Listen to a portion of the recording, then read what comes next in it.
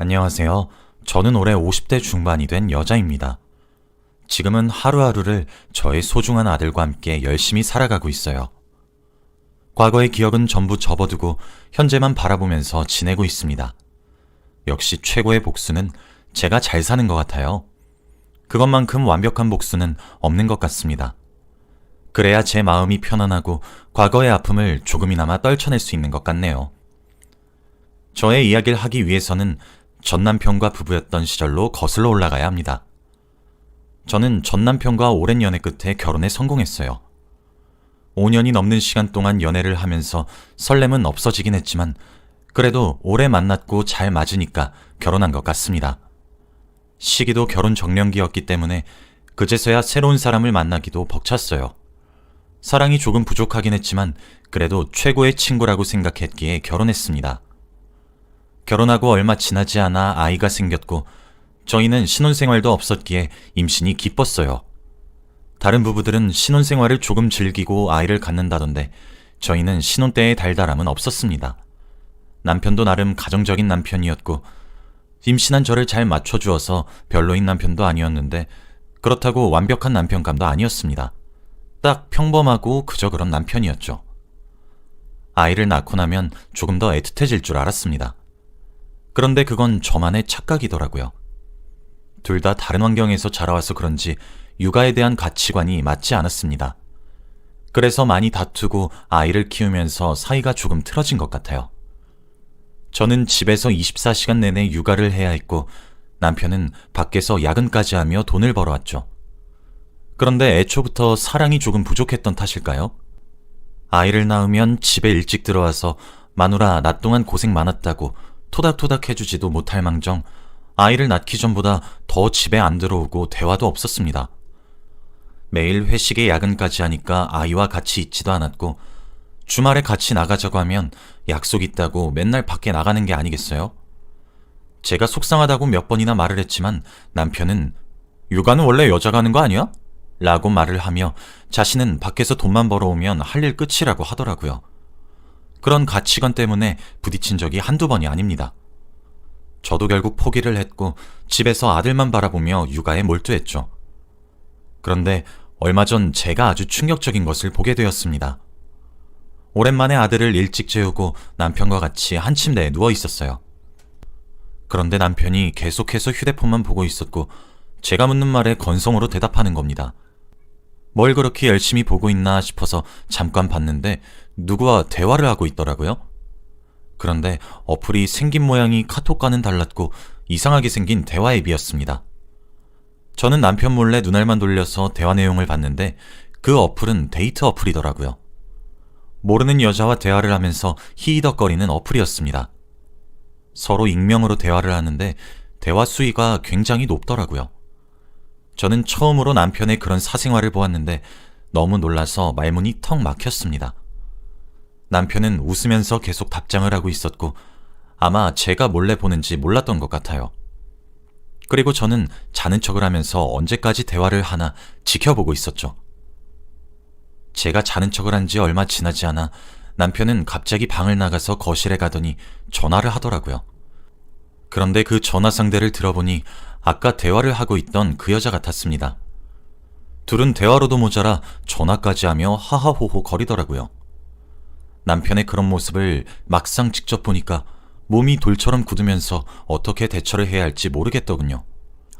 우선 남편이 전화를 하고 방에 들어와 잠에 들었을 때 남편 몰래 휴대폰을 열어 대화 내용을 다 저장했습니다. 그리고 그 여자의 전화번호도 알아냈죠. 나중에 혹시라도 쓸 일이 생길 수도 있으니 말입니다. 그런데 다음날 아침에 남편이 급히 저를 깨우더라고요. 남편이 하는 말은 가관이었습니다. 어제나 잘 때 내 휴대폰 봤어? 당신 진짜 소름이다.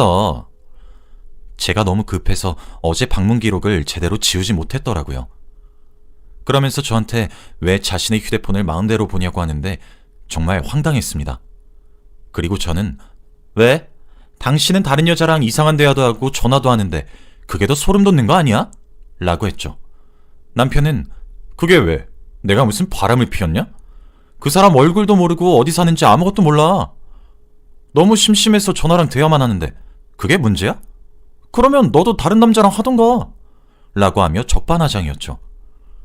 당당한 남편의 태도를 보고 할 말을 잃었습니다. 남편은 제가 자신의 휴대폰을 몰래 본 것만 알았고 제가 그 대화 내용을 모조리 제 휴대폰으로 옮긴 건 모르는 것 같더라고요. 남편은 화를 주체하지 못하고 집을 박차고 나갔고 저는 너무 당황스러웠습니다. 그리고 남편은 그 뒤로 아주 대놓고 바람을 피웠어요. 처음에는 그 여자와 옆에서 대화만 하고 전화만 하더니 이제는 아예 만나는 것 같더군요. 대놓고 그 여자를 만나러 가는 티를 팍팍 냈고 뿌리지 않는 향수에다가 구두까지 신고 나갔습니다. 그리고 하루 종일 그 여자와 전화를 하고 연락을 했죠. 아들은 어느덧 커서 초등학생이 되었는데 아빠와 전혀 친하지 않았습니다. 다른 친구들은 아빠랑 주말에 야구도 하고 축구도 한다는데 저희 아들은 아무것도 못하니까 속상했죠. 저한테는 못해도 아들한테는 최고의 아빠가 되기를 바랬는데 말입니다. 아들은 아빠와 친해지지 못했고 남편은 계속해서 밖으로 나다녔어요. 남편의 휴대폰을 몰래 보니 정말 본격적으로 그 여자와 사귀기 시작했더라고요. 그리고 얼마 뒤 아들의 생일인데 그것도 모르는 건지 그 여자와 호텔을 잡아 여행을 가기로 약속했답니다. 연락한 내용을 보는데 정말 눈에서 분노의 눈물이 차오르고 자고 있는 남편을 때려 죽이고 싶었어요. 그래도 꾹 참으면서 그 내용들을 전부 다 제 휴대폰으로 보내는데 얼마나 화가 났는지 모릅니다. 아들 생일날 선물이라도 줄 줄 알았던 남편은 생일 축하한다는 말 한마디도 없이 그 여자를 보러 집에서 나갔어요. 그리고 그날 그 여자와 기념일이라며 외박을 했습니다. 아들은 아빠가 밉다면서 서러워했고 저는 아들을 위해서라도 정말 복수를 해야겠다는 생각이 들더라고요. 아들과 둘이서 생일 파티를 하고 저는 제대로 증거 수집을 하기 시작했습니다. 매일 밤마다 일을 갈면서 두 사람의 불륜 증거를 수집했죠. 그런데 남편은 어느 날 조심스럽게 저를 부르더라고요. 중요하게 할 이야기가 있다고 하면서 말이죠. 나 다른 여자 생긴 거 알고 있지? 나 그 사람이랑 본격적으로 잘해보려고 해. 만난 지는 6개월 됐고 나랑 16살 차이나. 그러니까 이혼해줘. 어떻게 이렇게 뻔뻔할 수 있나요? 지금 생각해도 화가 미친 듯이 치밀어 오릅니다. 아주 당당하게 이혼을 하자고 했고 소송은 귀찮으니 깔끔하게 합의 이혼을 하자고 했죠. 저는 절대 이혼을 해주지 않겠다고 했습니다. 마음 같아서는 당장이라도 이 사람 얼굴을 보고 싶지 않았지만 이혼을 해주면 상간녀와 둘이서 행복하게 지낼 모습을 상상하니 도저히 이혼을 못 해주겠더라고요. 저는 남편에게 절대 이혼을 안 해주겠다고 못을 박았습니다. 그 뒤로 남편은 저를 볼 때마다 이혼 서류를 내밀었고 저는 그 이혼 서류를 볼 때마다 찢었어요. 그런데 결국 이런 날이 반복되니 상간녀가 저에게 연락이 오더라고요. 저번에 남편의 휴대폰을 몰래 보고 저장된 번호로 처음으로 전화가 왔습니다. 그러면서 저에게 이혼을 해달라고 요구하더라고요. 이혼뿐만 아니라 아이도 달라고 했습니다. 너무 충격적이었죠. 아들이 물건도 아니고 달라고 하는 게 말인가요? 저는 얼척이 없어서 말을 못하고 있으니 그 여자는 계속해서 이혼해달라고 했습니다. 아주 쌍으로 저한테 이혼해달라고 부탁하고 있었어요. 정말 스트레스 받고 괴롭더라고요. 이혼을 해줘야 하나 정말 고민했습니다. 그리고 저는 오랜 고민 끝에 저와 가장 친한 친구들 몇 명에게 이야기를 했죠. 제가 처한 상황과 이혼을 해야 할지 말아야 할지 말입니다. 그런데 제 친구들이 저와는 다르게 많이 당돌하고 적극적이에요. 그래서 제가 겪은 일을 마치 자신들이 겪은 것처럼 화내고 난리였습니다.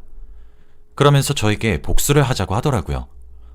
이혼은 해주더라도 그 두 사람 인생 제대로 못 살게 해주자고 하면서 말입니다. 저는 그 친구들이 어떻게 할지 너무 걱정되었지만 그래도 복수는 하고 싶었어요. 그래서 친구들이 하자는 대로 했습니다. 그런데 친구들이 말한 방법은 너무 충격적이었어요. 갑자기 친구들이 상간녀가 일하는 직장까지 알아왔더라고요. 그러면서 저에게 지금까지 수집한 자료들을 다 복사해서 파일로 만들어두라고 했죠. 저는 친구들이 하라는 대로 다 한 다음 친구들을 따라갔습니다. 친구들은 상간녀가 일하는 부서로 가서 대뜸 그 여자의 머리채를 잡아버렸죠. 회사는 난리가 났고 상간녀는 소리를 지르면서 놓으라고 난리였습니다. 친구들은 머리채를 잡고 싸우면서 네가 그 유명한 유부남 뺏어간 상간녀라며? 어떻게 16살 많은 아저씨를 만나니? 라고 하며 동네방네 상간녀가 저질러 놓은 일을 말하고 있었죠. 그때 팀장님으로 보이는 분께서 오셔서 무슨 일이냐고 했고 저는 준비해 놓은 자료들을 다 보여줬습니다. 상간녀는 팀장님, 저 좀 도와주세요. 이 사람들 당장 내쫓아달라고요. 라고 하며 도움을 요청했죠. 다들 모여서 그 자료를 보았고 팀장으로 보이는 사람은 갑자기 그 파일로 상간녀 머리를 내려쳤어요. 그러면서 당장 이 회사에서 나가라고, 넌 오늘부로 잘렸다고 했죠. 그리고 저에게 죄송하다고 허리 굽혀 사과를 한 뒤 저를 한 방으로 데리고 갔습니다. 그러면서 따뜻한 차를 한 잔 주시더니 사과를 하기 시작하셨죠. 정말 죄송합니다. 저희가 저런 직원인지도 모르고 뽑았습니다. 저희가 사람을 상대하는 업무라 저런 직원을 쓰면 회사 이미지가 어떻게 되겠나요? 그러니 제발 이 자료들은 퍼뜨리지 말아주시면 안 될까요? 정말 죄송합니다. 그렇게 말씀하시니 마음이 약해지더라고요. 생각해보면 회사가 무슨 죄가 있겠습니까? 저는 자료들을 회사 게시판에 다 올리려고 했는데 팀장님을 보고 마음이 사그라들었어요. 제가 원한 상간녀 인생 망치긴 성공했으니 회사에게 책임을 물고 싶진 않았습니다. 그리고 팀장님의 대처가 마음에 들었기에 저는 친구들과 같이 그 회사에서 빠져나왔죠. 상간녀는 머리가 산발이 된 채로 눈물을 뚝뚝 흘리며 짐을 싸고 있었고 친구들은 회사에서 나오자마자 또 갈 데가 있다며 빨리 움직여야 한다고 했죠. 저는 영문도 모른 채 친구들이 데리고 가는 곳으로 갔는데 한 가정집이었습니다. 그리고 현관문이 열렸는데 모르는 아주머니와 아저씨가 계시더라고요. 그러면서 서로 몰라서 어색해하고 있었는데 갑자기 저한테 복사해 놓은 자료를 건네라고 했습니다. 저는 친구들의 말을 듣고 그분께 자료를 넘겼고 친구들에게 귓속말로 그래서 이분들이 누구신데? 라고 했더니 친구들은 상간녀 부모님이라고 하는 게 아니겠어요? 상간녀 부모님은 제가 준 자료들을 읽으실수록 표정이 일그러졌고 화가 나시는 것을 느낄 수 있었습니다. 그리고 마침 회사에서 짐을 챙기고 울면서 집으로 돌아온 상간녀가 저희가 자기네 집에 있으니 당황을 하며 뛰어오더라고요. 그러면서 당신들 뭐냐고 하며 집으로 들어왔고 상간녀 어머니는 상간녀를 보자마자 뺨을 내리쳤습니다.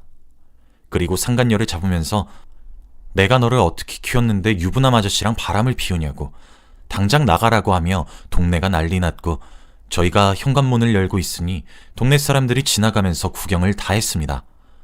그리고 소리가 점점 커지고 난리가 나니까 상간녀가 결국 자기가 임신했다라고 하는 게 아니겠습니까? 제 남편의 아이라고 합니다. 근데 저는 놀라움보다 당황스러웠어요. 왜냐하면 남편은 저희 첫째 아이를 낳고 정관수술을 해서 임신을 시킬 수 없는 몸이거든요. 그래서 제가 당황해하며 말을 못하고 있으니 다들 제가 놀란 줄 알았나 봅니다. 상간녀 어머니는 죄송하다고 사과를 하며 제발 신고만 하지 말아달라고 했지만 저는 무시하고 친구들과 함께 그 집에서 나왔어요. 그리고 법원으로 가서 상간녀 소송을 했습니다. 송장이 가는 동안 남편과 이혼을 하기로 결심했어요. 그리고 남편한테 네가 만나는 여자 네 애 임신했다더라? 라고 하니 역시나 당황스러워 하더군요. 어떻게 임신이 되냐고 하면서 말이죠. 뭐 비밀은 상간녀만 아는 거니까 저는 더 이상 말하지 않았습니다. 아무튼 저는 상간녀에게 위자료를 많이 받게 되었고 남편과 이혼을 한 뒤 아들과 둘이서 살게 되었습니다. 그리고 상간녀와 남편이 둘이 어떻게 살게 되는지는 전혀 알지 못했습니다. 아들도 어차피 아빠를 없는 셈 쳤으니 별로 아쉬워하지 않더라고요.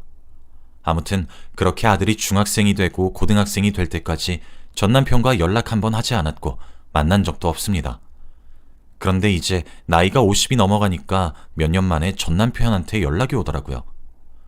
아직 전화번호가 저장이 되어 있는 거에도 놀랐고 정말 오랜만에 온 연락이라 어떻게 반응을 해야 할지도 몰랐습니다. 저는 떨리는 마음으로 전화를 받으니 그 사람의 목소리가 이상했습니다. 다 죽어가는 목소리로 전화를 하더니 잘 지내? 라고 하더라고요. 그런데 그 사람이 몇 년 만에 저에게 전화를 한 이유가 뭔지 아십니까? 바로 자기가 지금 간이식을 받아야 할 정도로 몸이 안 좋은데 저와 아들한테 간이식을 부탁하는 전화를 한 거였어요. 정말 양심이라고는 전혀 없는 사람입니다. 저는 그 말을 듣는데 화가 미친 듯이 치밀어 올랐죠. 그래서 쌍욕을 내뱉으며 네가 만나는 상간녀한테나 받으라고 했습니다. 그런데 남편은 말도 꺼내지 마. 갈라선 지가 언젠데. 라고 하더라고요. 들어보니 더욱 가관이었습니다. 저와 이혼하고 얼마 지나지 않아 헤어졌다고 합니다.